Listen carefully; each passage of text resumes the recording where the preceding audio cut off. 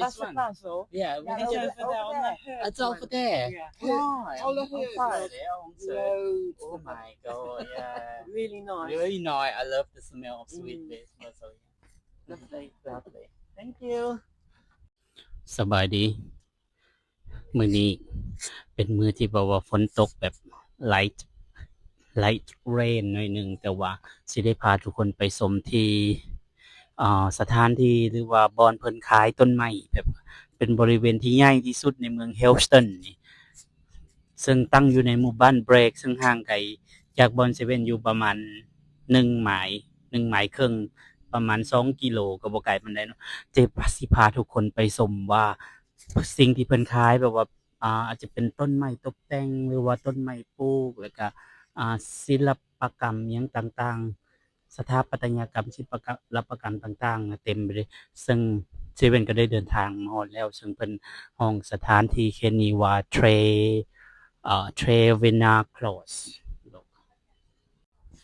มาสิพาทุกคนไปโซนสวนพลปลูกเลยสวนแบบว่าโซนแบบ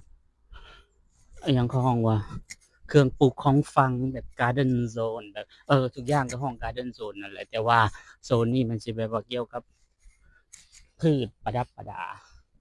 ต้นไม้ที่เพิ่นประดับประดาหนาว่าเพิ่นประดับประดาอิหยังเพิ่นมีต้นไม้ประเภทใด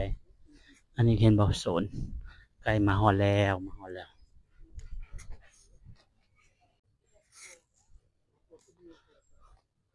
นี่เป็นพืชประดับประดาตามหน้าเรือนแบบว่าผู้ใดมีพื้นที่หรือว่าดินหลายเพิ่นจะมาซื้อไปประดับประดาอันนี้บ่ฮู้อันนี้ก็แปลกอยู่อย่างนึงคนอังกฤษนี่ดอกไม้แปลกอยู่อย่างนึงคนอังกฤษนี่มักปลูกแบบว่าค่าบ้านเฮาก็ฮ้องว่าวัชพืชเนาะเช่นว่าต้นแบบคือไม้บ้านเฮาจะบ่ให้เกายเรือนเด็ดขาดแต่ว่าอยู่พี่แม่นบ่พืชทั้งที่มันบ่ได้งามมันเป็นถ้าบ้านเฮาฮ้องว่าวัชพืชนั่นแหละแต่ว่าเขาก็ปล่อยให้มันขึ้นแบบขึ้นไปอันประดับประดาเรือนเขาว่ามันสวยงามอันนี้จะเป็นต้นอิหยังก็บ่รู้ชื่อคือกันเฮาบ่ I don't know what people in England call also this is also I don't know what is this people here call let me have a look Pittosporums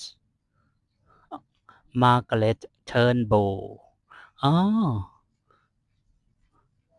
Margaret Turnbull